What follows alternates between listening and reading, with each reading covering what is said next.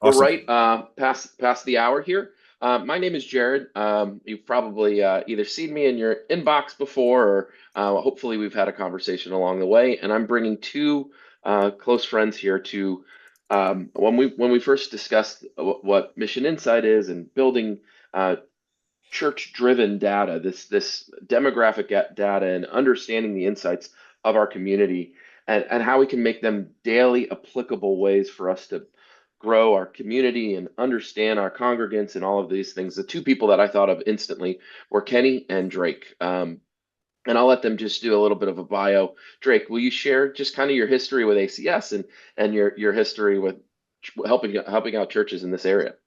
Yeah, I'd love to. Thank you, Jared, and thank you for everyone joining us today. My name is Drake Hoffman. I've been a part of ACS Technologies for 7 years, married with two kids, a 3-year-old and a 1-year-old at the house. So, we've got a wild, it's the circus at our house. So, I had the opportunity years ago to really lead our efforts with Mission Insight. So, I've worked with countless denominational offices and churches in doing this very thing, how to leverage data in making informed ministry decisions. And so couldn't be more excited to be with you today and share with you some insights that we have. Awesome, Awesome. awesome. And Kenny, off to you. Yeah, my name is Kenny Jahng. I am really interested in helping church leaders tackle the different inflection points of growth. My history is I've served on staff of a hyper growth church from 2 campuses, growing all the way up to 7 campuses today. I've been a church online pastor, currently editor-in-chief at churchtechtoday.com and host of church growth workshops and church growth summit. And one of the things that we really like to do when we work with churches is to move the leaders toward making decisions that are data informed, right? We really know that your time, your efforts are really precious. And that when we introduce data into the situation in appropriate ways, and that we steward data-informed strategies, that's when you can see real turbocharge of the implementation of the ministry programs that you put into place. And so that's what that's what we're gonna try to accomplish today. We're gonna talk through 5 specific top line strategies where you can actually take data and inform what you're trying to do for this next year. And as we are sitting here in the last quarter of the year, many pastors and leaders like yourself are thinking through, like, what can we do to do in next year's programming, in the strategies? What can we do to actually improve what we have now, introduce new things, and maybe try to identify things that we should maybe have less of a priority, that might be a distraction that gets in the way of doing much more intentional, strategic things for our community. At the end of the day, this is all about how do we bring the gospel to more people in our zip codes so that we see life-serving work and transformation in their lives. So here are 5 top-line strategies. We're going to basically run through these things, and we'd love to see in the chat some interaction with you, because we want this to be, selfishly for you, the best hour that you have for. So feel free to interrupt with questions in the Q&A. We'll moderate them and get to them as we go through this session.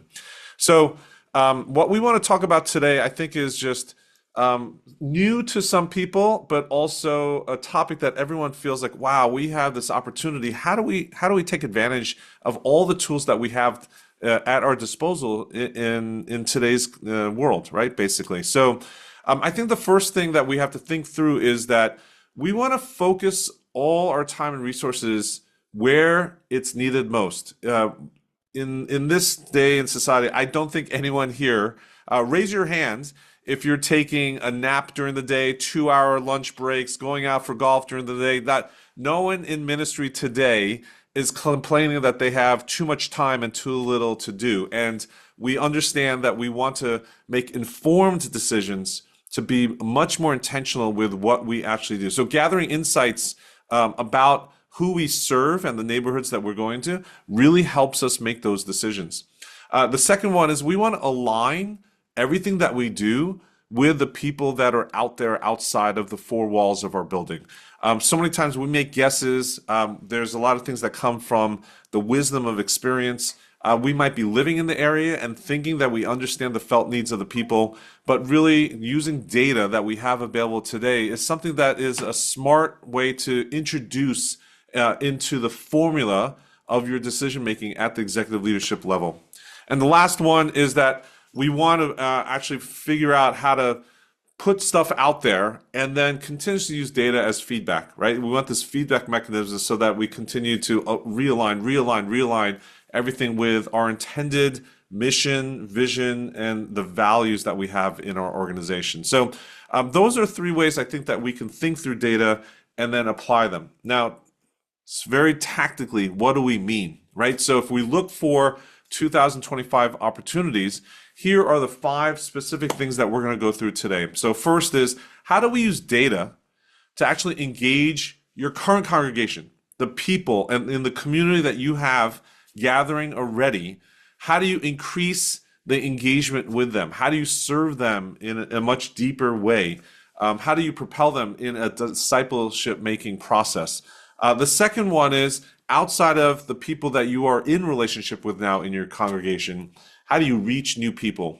And a lot of times churches will say, hey, we are for all people. We just want everybody to come in. And the problem with that sometimes is that a generic message gets generic results. And being a little bit more targeted, being a bit more intentional with what you want to do and put out there in terms of messaging, in terms of events, in terms of ministry programs, is going to get you much more traction earlier, faster, and deeper. And so using data to understand where you might have the opportunities to reach new people is going to give you a lot more confidence in how you assemble your programs and basically go out into your communities. The third one is content. Everything from your preaching to your publishing to your social media to building resources to doing all these things that we do on a weekly basis, right? We want to figure out what are the types of things that really will add radical value to the people that we're trying to serve, both in our congregation as well as externally. And the fourth one is giving.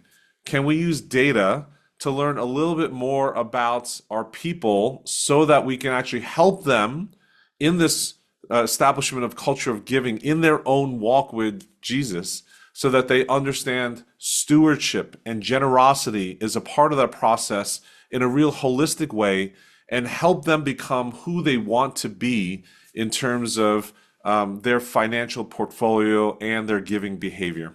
And the last one is a focus on the big days. One of the practical elements of planning the year is to find the big rocks on your calendar, such as Christmas that's coming up for us, as well as Easter. So we'll just look at how to use data to really look at what can we do to identify new audiences to invite people to church, right? One of the things that we do is we have a disproportionate amount of focus on getting our people to invite people to church.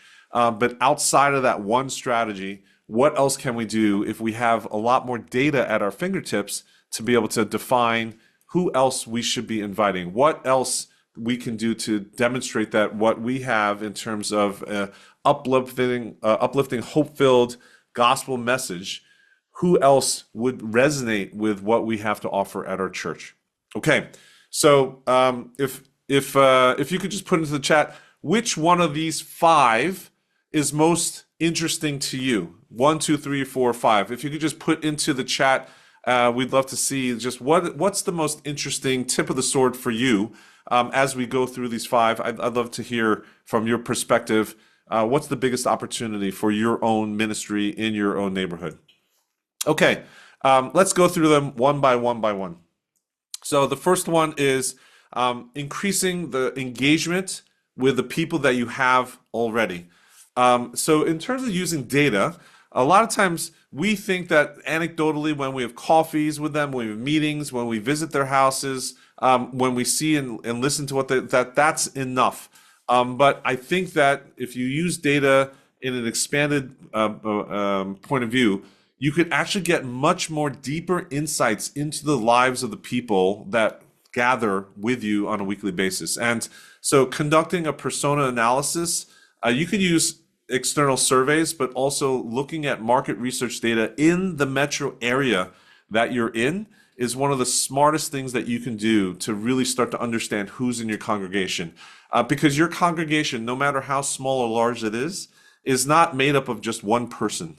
There are multiple types of personas that are sitting in your pews every single Sunday, and starting to understand where the clusterings are of those personas is something that data can help you with, so that you can identify what do they resonate with, what are their own personal values, what would motivate them further, and what are the actual needs that they have. And so this hopefully would then add to all your other anecdotal data points of input to figure out what we should be preaching for this next year. I was just with a church recently that has gone through all of their preaching calendar for this next season. So they've actually planned out sequentially what topics that they're going to preach on, and change the order and sequence of the topics so that it makes sense.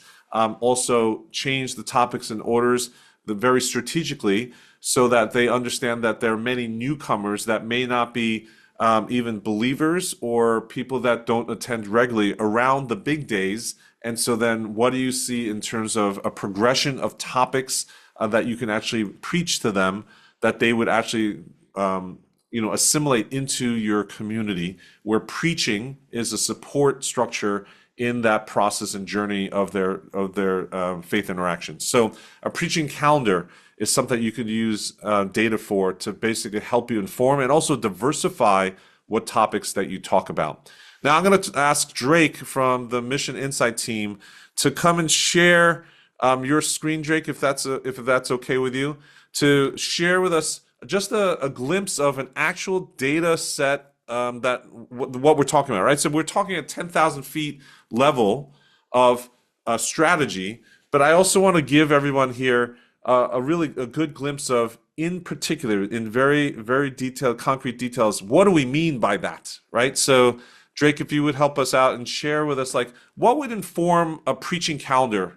What would inform a pastor to think about what are the needs of the communities that our current people are, coming to the church for?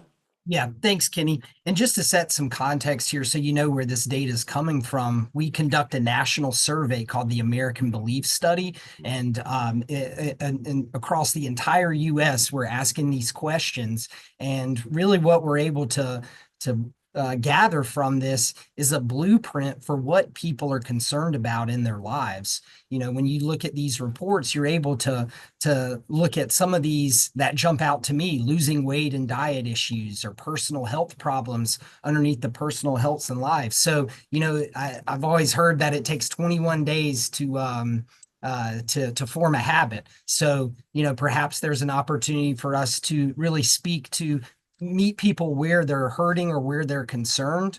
As I look through this, concerns about home and family, a big one here is stress and time to relax. So opportunities for sermons on leaning into God's grace and his strength. And even going up here, we can look at careers and financial matters. One that jumps out to me here: financing for the future and savings and retirement. Are we, from the pulpit, are we speaking sermons that meet the needs of people when they overtly express these are the things that we're concerned about in our lives, making the right choices and finding direction? Can we live into God's plan for our life and understand, what he wants out of each one of us? This data here provides that exact blueprint you're talking about, Kenny, for a preaching calendar throughout the year. We're really highlighting the parts and the areas in people's lives that they're dealing with and struggling with and concerned about. So, can you zoom out a little bit? What is this report? Is this something that if a church is able to give you their address and also the database of their people, you can start to look at and pull this type of thing out contextually, very specific for every single community, right? Absolutely. And you can really define the geographic areas. You can combine areas, zip codes. You can draw your own geographic areas on the map. So it's really up to the church and the ministry to say, hey, where are some areas we're looking at? And we want to look into those specific communities and see what the concerns are in those specific communities. We go as granular as what's called census block groups, which essentially it's a fancy term for just your neighborhoods in your community. Oh, that's fantastic. Um, so if a church wanted to look at this and find the preaching topics for their calendar, one of the questions people have is like, we are very homogeneous, and I know what our people need. Well, how would you speak to that in terms of most people? We have this thin slicing, like snapshot assumption in our head, but when we look at data in any given town and geography, um, I think from your perspective, you find that wow, there's always aha moments. There's always new topics, right? Like, can you speak to that where we tend to think that we know everything about our people, but the data actually tends to open our eyes? Yeah, absolutely. I see it every day, Kenny. It's one of those things where we're not coming in and saying, "Hey, we know your congregation as well as you do," right? There's nothing that replaces the windshield mentality. Pastors and ministry leaders, they're out every day talking to the people, ministering to the people in their own congregation. But alluding back to what you said earlier, Kenny, there's so many more people that make up the community, and without interacting with them as much as you do your congregation, there's no way that you'll know these are the concerns and the struggles that people have because you haven't gone out and built those relationships with all of those other people that make up the community in which your ministry serves. Awesome. Okay, so let's continue on. We've got the first strategy talking about preaching, but we actually can go deeper, right? So what if we analyzed our attendance and mapped them out on the actual, the geography around our church, and then try to find out how do we increase engagement with our people outside of Sunday, right? There's 167 hours outside of your 1 hour that you gather with them together on Sunday mornings.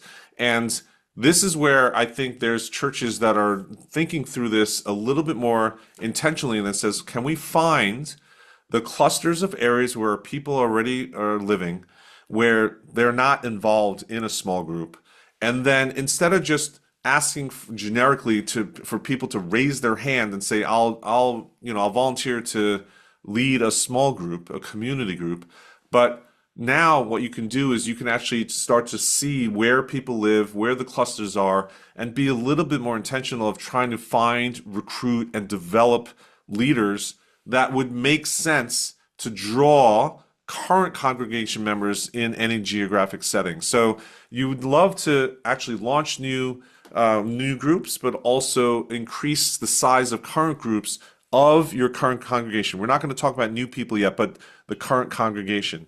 So, Drake, what if you shared with us just a little bit of how does that look? Because I think once people see, data mapping of attendance congregation data, it opens eyes and you start to think through new decisions and questions that you can actually use for that, right?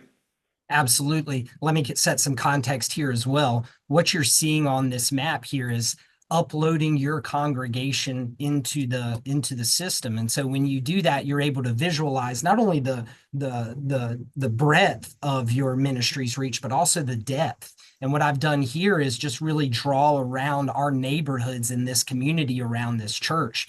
And you can see here we have 690, or actually 919 congregants plotted, but we're able to see how many congregants are captured in each one of these neighborhoods. And when you really look at this, there's three different dots. There's a blue dot that's a member, and you have complete control over what you want to plot as far as member status goes. Let's call the blue dots members, the teal dots visitors. visitors, and the yellow dot's regular attenders, but not members. And so you can go into each one of these areas. And let's say if I were to turn off the Oakdale community, you see that regular attender, non-member Yeah. dropped in half. So that's telling me that in this Oakdale community, we have over half of our regular attenders that aren't members of our church that live in this community. And so we can proactively go out and look at each one of these and designate or find someone who would be willing to lead a small group here. And even if you go out even further to a different neighborhood, let's say we look over here at the country club neighborhood, we're able to see that there's a lot of opportunity here for us to connect with first-time visitors in our area. So it's, hey, we're able to provide a group leader in this area some context and some knowledge to know not only who those first-time visitors are in their own neighborhoods, but also how to connect with them and where Yeah. they live. It just makes much more sense. I think the reaction I've had when pastors start to see this type of data mapping, it opens their eyes, right? Again, I think the typical church will just have a open call that says, "Hey, we're going to go into a new small group season. Who wants to volunteer to be a new small group leader?" And then you're, at the whim of randomness, and you don't know where they are. And so you can see here, if you want to grow this next year, the actual cohesiveness, the networking, the relationships in your current congregation, this is the type of thing that you can say, hey, this is where most of our people are. We don't have enough leaders and enough groups. How do we spawn new groups in the areas that our current congregation is living in? This is one of the best ways to do that. Okay, so let's go on to this next strategy. Strategy 2 is actually looking on the outside, right? You want to target local neighborhoods that are ripe for outreach. And so this is what we say is look at similar member growth data, and you want to find in that lens, you want to look at where are the potential growth opportunities, right? And then strengthen that neighborhood network. This is where you're looking at the leaders that might be able to stand up and say, hey, I would be willing to help shepherd some events locally. So that might be a movie night. It might be a block party. I was just talking with a leader this week where they have once a month, they open their house and they invite people to do pack a snack for their local schools. So in their local school district, there are families that the teachers know where the kids might not have enough income in the family to actually send snacks or have lunches at school. And so they just have a routine that they worked out with the principal where they pack snacks and they deliver, I think it's like 50 snacks once a month to the principal, and then they distribute it quietly to the families in need. That is a rallying point for a local outreach thing that a local leader in your church can actually have. So trying to figure out where you have invitation-friendly gatherings, hosting meals, hosting barbecues, community gatherings. Those are the things that we think can be very strategic. The other one is to look at it and say explicit, not social occasions, but outreach events. So can you actually build local partnerships with your civic leaders, with the principals, like I said, other businesses, as well as other social service agencies? Every single neighborhood has some fantastic nonprofit social service agencies that would love a partnership, a helping hand, more volunteers. So can you identify them and ask those community partners, the civic leaders, what are the needs that you have? And so you want to find ways to make your church really relevant, to say, hey, we can bring people and we can attract new people. We can help organize that and actually make some efforts in terms of community service. Now, Jeff Henderson has written a great book called For, and he basically says the church should be for the community, not about itself. So stop thinking and talking about the church and think for the community. It's a great book, great philosophy. And this is where can you have leaders organize for the community service events that addresses those needs in the fringe areas of your community that live where they live right now, right? So I'm going to ask Drake to go back again to the map and show us, like, if we were going to plan community service events, where would we actually do that in order not to just activate our current people, but to reach new people? How can we make it highly invitational so people in the areas that we actually don't have that much footprint in terms of our own local congregation, what are those areas? I think looking at that geographically first allows you to then make decisions of which principals, which civic leaders, which mayors, which town council members, what are the nonprofits, where are those relationships that we have to develop. So Drake, maybe if you could pull up that map and help us see how data is going to inform those decisions for us, I think that would be very helpful. Yeah, love to. And so what we can do from that is we've already established some of those zones here, but we can dive even further and understand what is the makeup of each one of these zones. So what I've done is run a comparative analysis to look at our own congregation that's plotted here on the map inside of these zones and what is represented not only in our own congregation, but what's in the community. And you can see some of our top segments here, which is just collections of people that have similarities. We can see some of our top segments. One of the ones that jumps out to me out of this report, Kenny, is the E20 group. It's the third largest, but relatively small in the number of a number of congregants that we have, a number of members that we have here. And so what you can actually do is see where these people live.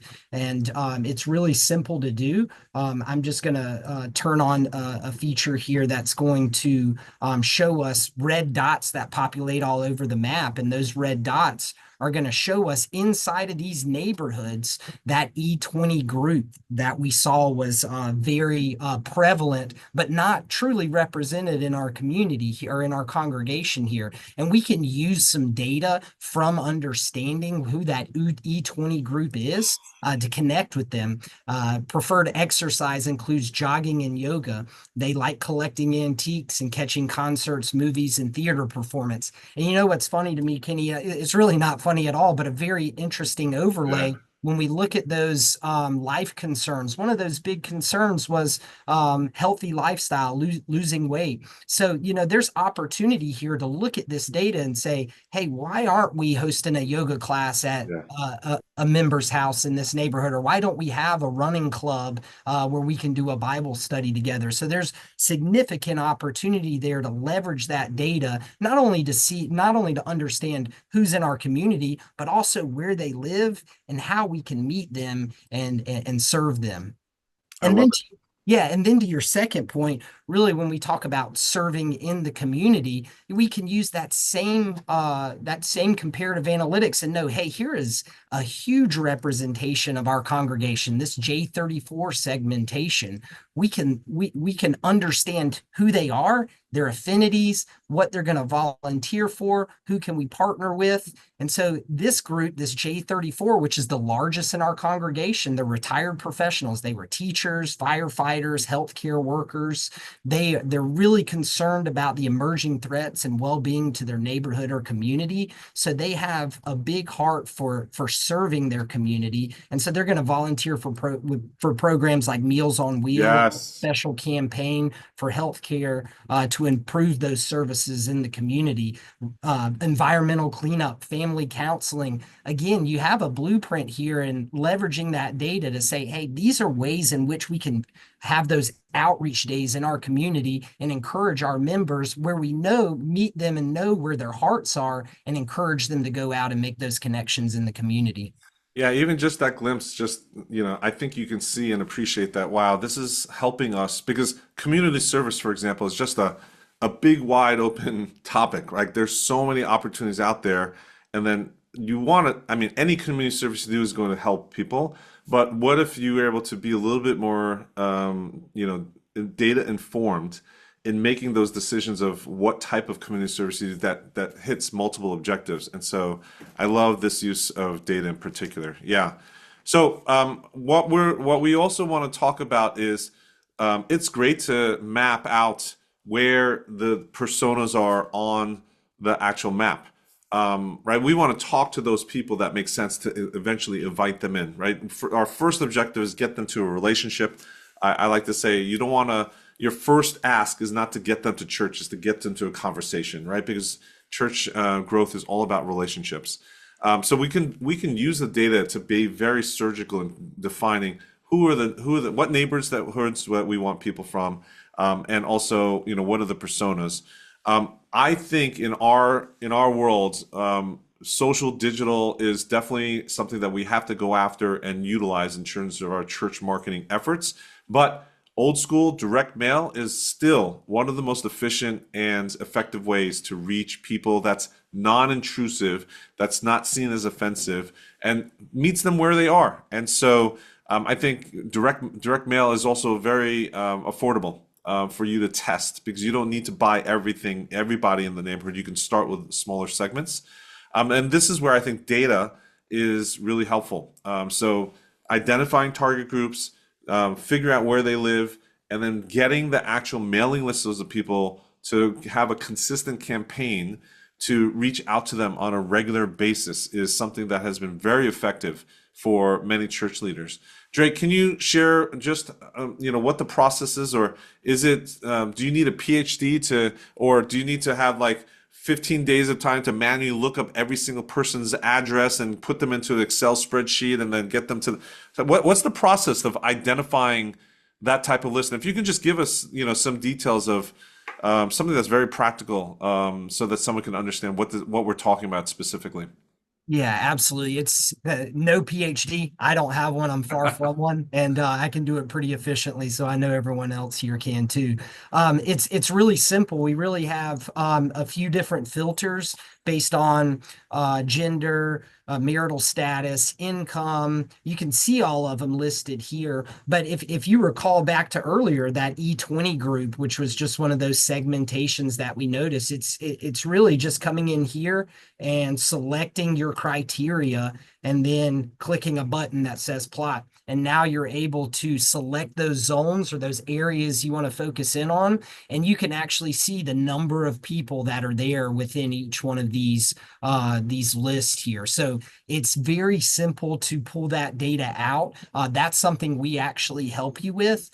So we do all the heavy lifting for you. You just tell us your criteria, what you need, what geographic area, and we're able to get you those mailing lists. And those mailing lists are yours forever. So you can continue to nurture those relationships and continue that outreach. Now, how much fine tuning do you have? Because you know your neighborhood better than these mappings data sets, right?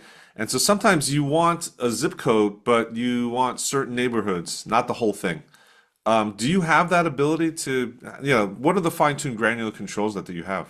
Yeah, honestly, it's really whatever you need. So, sure, there's some standard layers like zip codes or cities, school districts, but you can go even granular than that. If we just want to look at one specific area and say, hey, here's Southborough Road right here. We want to look at all of the neighbors in this area that are married with children and pull an address list south of Southborough Road. We can come in and we'll work with you inside the map and select those parameters, and you'll have all of the addresses that meet the criteria in that specific neighborhood. I mean, honestly, we could go down to a street level, but there is a minimum threshold for purchasing address lists. Okay, awesome. Yeah, I like the fact that I think some people get overwhelmed when they first start using direct mail because it's like, oh, we're just going to get a list of 50,000 people in our city, and then what, right? And so the fact that you can filter and be precise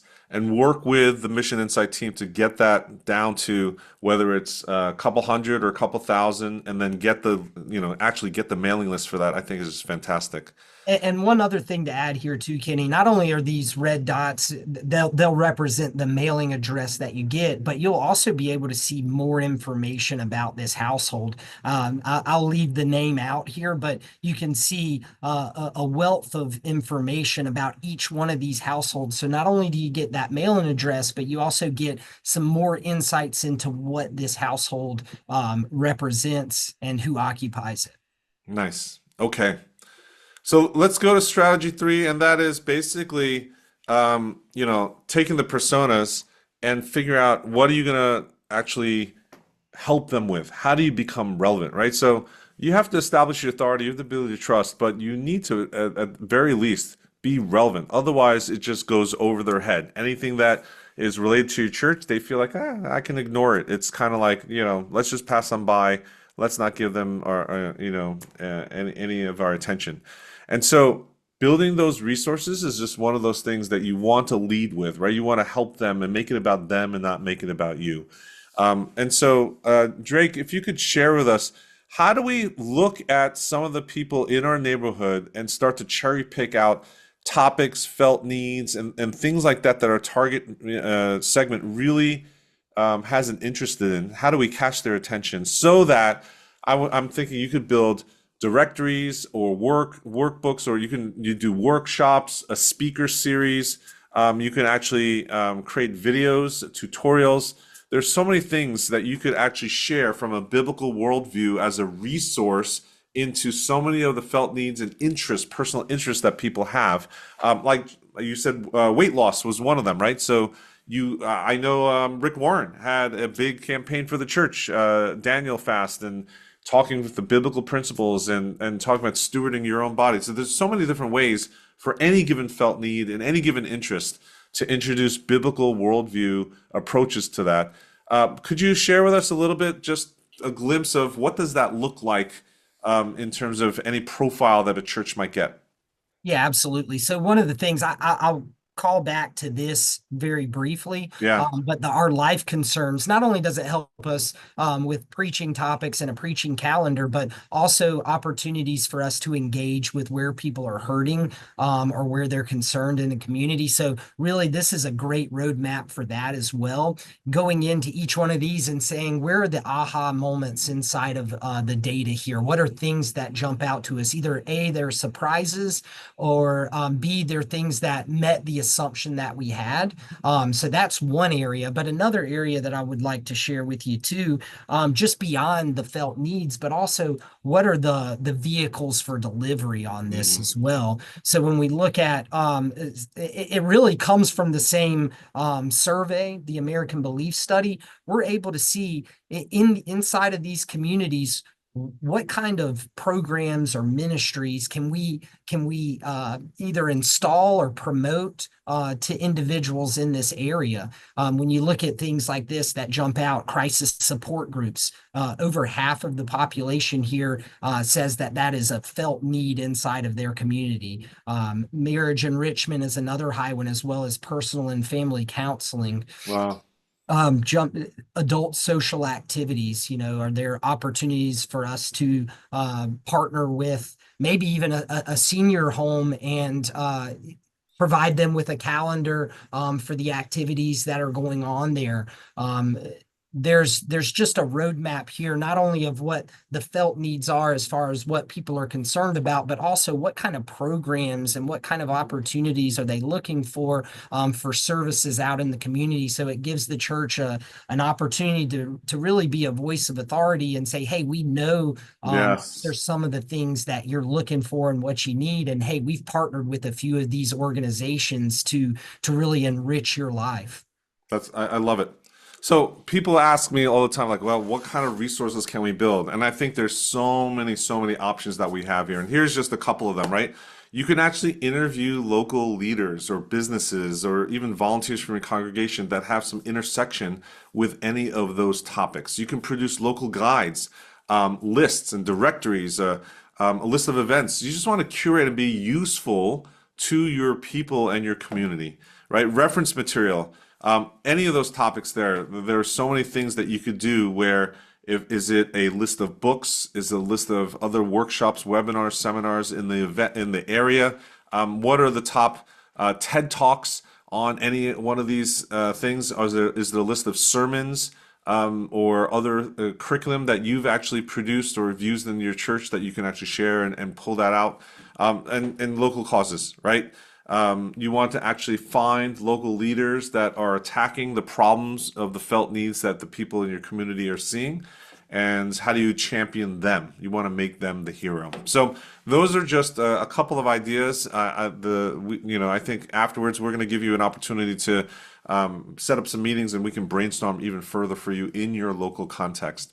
Strategy 4 is a very interesting one. I think that everyone has the ability to actually expand their efforts in this area, and you actually will be given positive feedback in terms of what you put into it is you're going to get a lot out of it, and that is nurturing increased giving at all levels. And we want to do that in a way that's not just about giving money to your church. You want to increase generosity of your people overall. One of the things that I love that my pastor does during the offering talk time is to give a call to action to the people to think through generosity and find a good cause. If it isn't this local church that they're a part of, that they call home, find some other place, either your own church wherever you're visiting from, or if you're not a churchgoer on a regular basis yet, find someone local that you can actually give to a great cause. You want to increase that generosity, and this is part of that process of helping people understand what their giving capacity is. And so there is something called wealth screening. Have you ever heard of wealth screening? Put it into the chat if you ever used wealth screening for your own church community. But basically, you could use data to really give some sort of predictor to understand what is the capacity of giving for any family that is in your midst, and then provide some sort of personalized support and mechanism and education in terms of what does giving mean in the spiritual disciplines of following Jesus. And there's a whole area of generosity education that comes into play here. I think this is just one of the most important things that we could do for our people.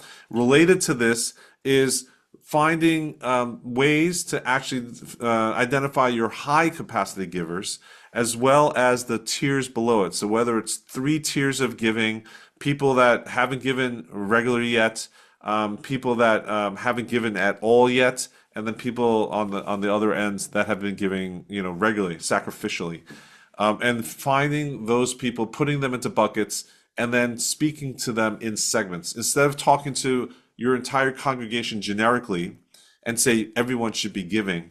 Being able to speak to each person's circumstances, whether it's life stage, whether it's economics in terms of how they earn their living, what circumstances they are in. You can actually develop tiered giving plans and vision casting so that they are educated in a much more concrete and practical way. But wealth screening is just part of that process to start with. And so, Drake, maybe if you can share with us, what does wealth screening look like? What is the power behind being able to take your congregation individuals and put them through this process? Yeah, absolutely. It's so valuable because you're able to get some sight lines into things that you just wouldn't know. And Yeah. when you look inside of Mission Insight and the data that we provide, uploading your congregation and your members into the tool, we're actually able to set up which segments are represented inside of your congregation. So we can look here. One of the top ones that I see in this list is the sophisticated city dwellers, the C11 group. We can see their median income segment. And so simple math here, 59 times 119,000, that's the income of those 59 families inside of our congregation. So one thing to really pause here and look at, if we as a congregation and as a ministry, we're going to say, hey, if we're going to be really intentional about all the things that you mentioned earlier, Kenny, Bible studies, outreach into the communities, opportunities to build personal relationships and engage. If we were to bring a few more families into the fold, what type of impact that would have on the budget of the church there. And so we can really understand more about these C11 groups, first from a really high level. The C11 group, they're in their peak earning years with dwindling financial attachments to their families. And so, that they have the opportunity to be more generous with their money. Not only that, but we can go in and start to understand more about their attitudes around giving, specifically as it relates to ministry. This group here, they have anxieties over bureaucratic waste. And so this segment are going to be very cautious about a unified budget within the church. They prefer to have the church finances organized into distinct capital pools. So those mission projects give them the option to designate their giving, which is huge for them. So that way, they're able to direct those funds as they see fit. Wow. Um, yeah, I would love to know, has your church ever done wealth screening for your church? Have you ever been part of another organization that does? Because I think this is just one of those things that's super eye-opening and it's really practical, tactical in terms of what you can do with it. Okay, we're going to move on to the last strategy, strategy 5, which is targeting um, families that you want to invite to your big days. So Christmas and Easter are the big ones, but there's other days out there. Some of them are not even days. It could be VBS, it could be Mother's Day, it could be a big outreach campaign that you do. But basically, for this type of data research, you want to typically widen the scope of the variables that you're targeting for your big days because it is such a specific type of event, service, and unique opportunity that is geared for outsiders in particular. So you want to use data to understand who's spiritually curious in your area that are maybe recently moved in or are a certain demographic. Maybe it's family with young kids or family with older kids. Those are the types of things you want to start to think through. And leading up to your big days, you want to actually find excuses to build that relationship in advance of the actual event. So in advance of Christmas, you should be thinking of, as we go into December, is there one or two small things that you can actually start to plan as precursor experiences before going into the big day, right? And so can you create, whether it be a gingerbread house making event, a community service event, Christmas caroling, a Christmas show. There's all these things that you can do that's a precursor event. It's not the actual big day, but you want to set that up so that you have the opportunity to make the much deeper call to action that says, come visit with us on Christmas, on Easter, on that specific big day. So you want to work backwards. I like to say smart people have it all backwards. So let's start with the big day, whether it's Christmas or Easter. And the call to action we want to get to that is come plan a visit on that big day. But in order to do that, where is the context where that invitation is going to be received well? Well, it's going to be some sort of precursor experience where they're interacting with you, their guard is down, they have some shared experience and taste the culture and meet some of the people on your staff or in your community, some volunteers, etc. That's a positive experience so that in that environment you can actually architect the call to action to get to the big day, right? So don't put all your energy and effort into one basket and just say, come to church on Christmas, come to church on Christmas, come to church on Christmas and be a broken record. Plan something strategically beforehand that we call like a tripwire event, right? Like they come to it and they just can't help but falling into the actual end call to action that you really want them to experience. So that's one, widening that experience, that the target of all those people that you're going to invite. And then related to that, direct mail is one of the things that is the least intrusive. You want to actually, put it on all channels, put it on blast, but and go to multiple channels, obviously. But you want to geo-target and use the variables. And this is where the Mission Insight team, with their wisdom and experience of working with the church after church after church, can help you pick what are the variables and filters to build that list, and then send invites out, right? So there are tools out there. A great one that I love is churchstamp.com, where they allow you to send direct mail postcards with QR codes or personalized URLs, where you might click on the URL. It goes to a website that says, hi, Drake, right? Hi, Kenny. It's very specific, but it also triggers the data where it knows that you actually hit that web page, and then you can do follow-up messaging and automation tools, etc. Growth Method is another tool that does automation of things like that in a very elegant way. And so, how do you actually get people into that marketing sequence so that you can invite them to Christmas and Easter, right? You want to set a precursor opportunities, experiences, opt-in, reasons, so that you can actually have a permission-based relationship with them, so that you earn the right to invite them to a big day. So, Drake, if you could just share with us one last time, what would that look like in terms of like widening the search and the target and the demographics? Can you give us some pointers in how they should be thinking about that? Yeah, be happy to. But one thing I want to highlight really quickly, Kenny, I couldn't miss this. You were Yeah. talking about the precursors leading up to Yes. Christmas Day, right? When we look at the data, it fully supports that. Holiday programs and activities, almost 70% of the population around our church is interested in holiday programs Yeah. and activities. It doesn't say Christmas Day service. It says holiday programs and activities. And we know Christmas is a full season. And so all of those lead ups, pottery classes, making pottery, building Yes. gingerbread men, caroling in your neighborhoods. The impact that those little things can have can certainly lead to bigger and deeper relationships with people in your community. But yes, to your point on broadening the outreach, you really have full control over the geographic area that you're really looking to dive into and reach out to.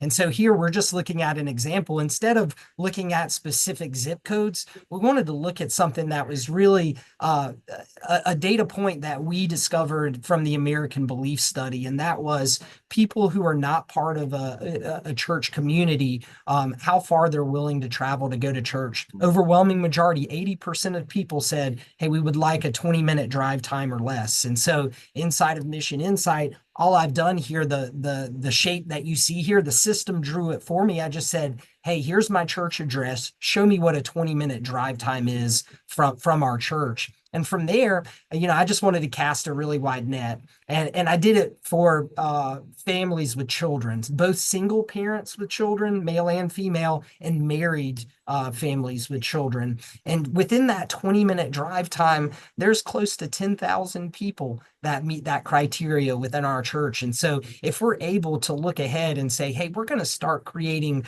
a campaign around the Christmas season and start inviting people to make gingerbread men, or start inviting people to go Christmas caroling with us, then that entire season would culminate with, having them come to church on Christmas Day, but gives you a really large blanket there to cast a net out into your community and reach those people that say, hey, we're really interested in holiday programs and activities. And this gives the church an opportunity to reach those people and really cast that wide net. I love it. Thanks, Drake. Now, those are the 5 strategies. I wanted to share with you just some tips or pointers. What we've seen at times is sometimes there's resistance internally, or it might a little bit be in your own self, of trying to start to integrate data into your own decision making. And so I think there's 3 buckets of things that I would recommend you consider as you start to approach data in your strategic planning. One is you want to connect the stuff that you're doing with the data to your vision. Your vision needs to lead stuff, not the data.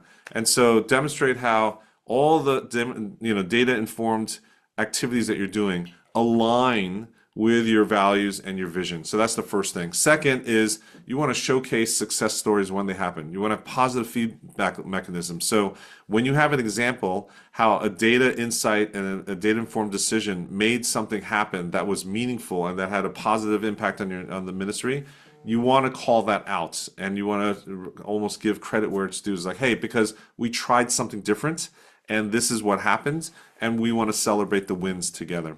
And the third one is the staff, they all, and if it's even volunteers that are involved, they want training. They want to feel confident in using this. So you can't just throw stuff at them.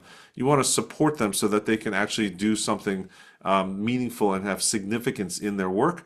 And so this is where partnerships where you might start to do things together, learn together is one. Bringing in expertise and insights, having the consultation calls that Mission Insight freely offers to be able to give you, if you want to use their tools, they actually help you to get up to speed. Again, they have worked with this day in, day out, and they understand this like the back of their hand. They want to share their wisdom and expertise to you. So, getting people together, making them feel not lonely, but that they're supported is one of those key things. Last thing is, as you approach it, you want to start small. You don't want to go crazy and say, we're going to use data everywhere. Start with one ministry front, start with one department, start with one project. It might be Christmas, it might be Easter, it might be, right? Start with one first and try to identify a small set of things, 3 things, 4 things, 5 data points that you can start to consider and influence how you plan. Second one is you want to be collaborative. You definitely want to have multiple team members in there. And you want to, again, recognize there's always going to be some people that have a posture that leans into this versus those that are a little bit more defensive. So you want to recognize the people that are forward-looking posture, growth-oriented thinking, and so that way you actually model the behavior and also let other people know that this is the place where you can rally around with somebody that has a little bit more comfort than everybody else. And the last one is just continuous learning. It's not something that you're going to master overnight. You want to go through project by project and learn how to use data, what worked, what didn't. And this is, again, if you have a subscription to Mission Insight, tapping the expertise of the team as you go through each new project is probably one of the smartest things that you can do to increase the skill set and the competence of your team of using data to inform your strategy. So there we have it. We've got some space for questions. And as we do that, I'm going to ask Jared to come on and share a little bit about what do we do next? I mean, I think that we've shared 5 top line strategies. Hopefully, you've got one of them that might be of interest. If you could just type in the chat, what's the one type of thing that you picked up from today that would be relevant, that actually you can see and envision be practical in terms of what your plans are for 2025. And then Jared, if you can share with us, what do we do as the next step in a very, very practical basis? Absolutely. So let's follow this QR code, and that's actually going to put a time for on Drake and I's calendar. So we're going to follow up with you right from here. The first thing, I mean, we talked about a lot of different things. I think our first conversation ever with Kenny was this tool is like a gigantic super center. It's a Costco. It's got all of these things but we want to help you build that first recipe. We want to help you prepare for whatever that particular event is. I mean, today we talked about plotting that congregation and understanding our actual congregants.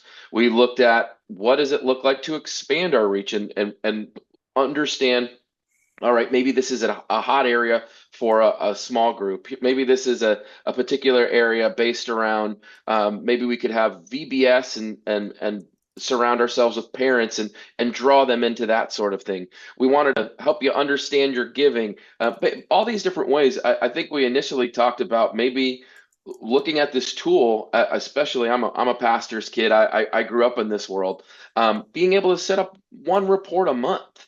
And that is really where Drake and I kind of want to take you and help you understand. All right, let's start with your address. Let's start to take a look at this. Let's start to really go, all right, what questions do you have, senior pastor? What questions do you have, communications pastor? What sort of things as kids and teen outreach? What are those things that we can take that address, take that information, understand as Drake mentioned, these mosaics, these persona types, and start to really make some critical decisions from that. And that's the first thing we want to do. So we're going to offer you a report based around your location, and that's going to be a conversation we have.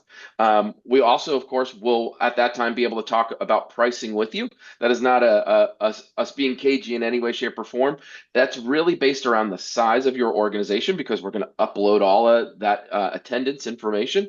And then it's also a matter of how far do we want to look into our community. So there's radiuses around those, and those radiuses have different pricing. So it is not a one price fits all sort of thing. That is a conversation that we'll have and very much be upfront, and that that way we can potentially budget for that in 2025 and things of that nature. So really, this call to action is please get on on our calendars. We're going to do our absolute best to understand the specific need of this time period, whether it be 1 month at a time going through these different reports and planning a 12-month outreach, or maybe there's just one way we can just absolutely change the way we see ourselves and reach out in 2025, or just understand our local church body. And so we'll pause right there. We'll get to some questions. And thank you so much. This has been I hope you can hear the passion in my voice as a pastor's kid to understand and use a tool.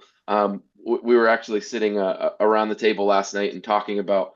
I had mentioned I work in technology around churches, and the person goes, that's a thing," and I go, "Oh, it's a thing, and it's a way that we can really help the local church be more impactful." And so that's the excitement you hear, and that's where Drake and I can step in and have that conversation with you today. Kenny, want to see if we can lead any questions here?